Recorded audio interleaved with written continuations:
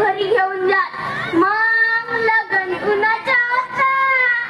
संपतच्या पोरीचा. तो माझ्या पोरीच्या लग्नाचा माझा.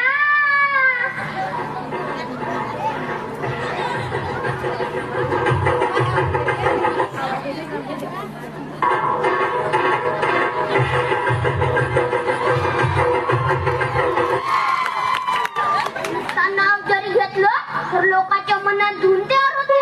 3-4 किलोमीटर तर वाजयंत्रीच होते.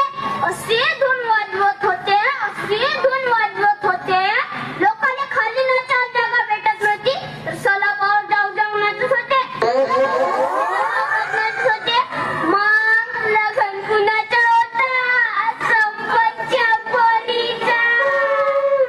अरे घोडा लागत का? अरे 2 पांढरे शुभ्र घोडा बोलवलं.